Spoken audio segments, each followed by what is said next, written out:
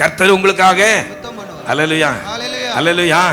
கர்த்தருக்கு நமக்கு இடையுள்ள அந்த உறவு, நமக்கு முன்னே அந்த கர்த்தர் தூதனானவர், அருமை ஆண்டவராகிய தேவன், பிதாவாகி தேவன், நம்மை ஆட்கொண்ட பரிசுத்த ஆவியானவர் எல்லாரும் நம்மை நடத்துவது உண்மை என்றால் நம்ம இதை குறித்து பயப்பட வேண்டிய அவசியம் இல்லை. அல்லேலூயா அல்லேலூயா.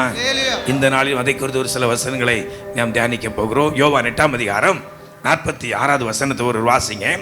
யோவான் என்பது சுவிசேஷம் 8வது அதிகாரம் 46வது வசனம். என்னிடத்தில் பாவம் உண்டென்று உங்களில் யார் என்னை குற்றப்படுத்த கூடும்? இயேசு சொன்ன வார்த்தை சேலஞ்ச் பண்ணுகின்றார். என்னிடத்தில் பாவம் உண்டென்று உங்களில் யார் என்னை குற்றப்படுத்த கூடும்? இப்ப நம்முடைய மனசாட்சியை நாம கேட்டு பார்க்கணும். நம்மை நாமே கேட்டு பார்க்க வேண்டும்.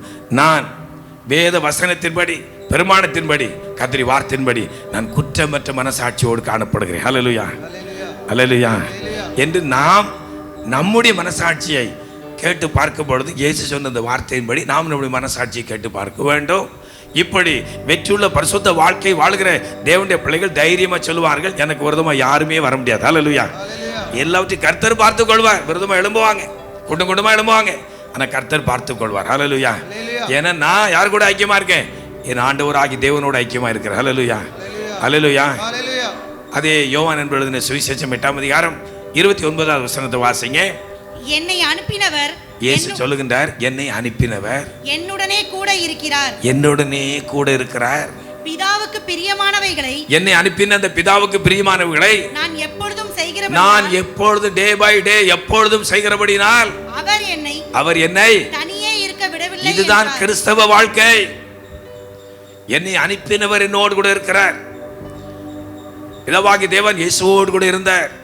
காரணம், அவருக்கு பிரியமானவைகளை நான் செய்து கொண்டிருக்கிறபடினாலே. தேவனுடைய பிள்ளைகளாகிய நாமும் குமாரனாகிய இயேசு கிறிஸ்துவை கர்த்தர் நமக்கு தந்திருக்கின்றார். பிதாவாகிய தேவன் நமக்கு கொடுத்திருக்கின்றார்.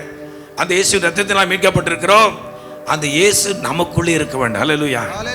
என்னை ஆட்கொண்டவர், என்னை ரட்சித்தவர். நாம் எப்படி சொல்லணும் அப்படின்னா, இயேசு அப்படி சொன்னார், என்னை அனுப்பினவர் என்னோடு கூட இருக்கிறார் என்று.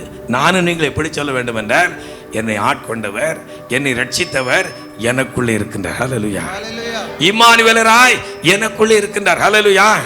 நான் அவருக்கு பிரியமானவளை செய்கிறபடினாலே அவர் என்னை அல்லேலூயா சொல்லலாமா? சொல்லலாமா? அந்த சொல்லக்கூடிய அந்த ஒரு நிச்சயம் நமக்கு இருக்கும் என்றால் எதை குறித்தும் பயப்பட மாட்டோம். அல்லேலூயா அல்லேலூயா அல்லேலூயா அல்லேலூயா. இப்படி நானும் நீங்களும் சொல்லக்கூடிய இருப்போம் என்றால் நமக்குள்ளே பிதா, குமாரன், பரிசுத்த ஆவி ஆகிய திரித்துவ தெய்வம் நம்மத்திலே வாசம் பண்ணுவார். அல்லேலூயா.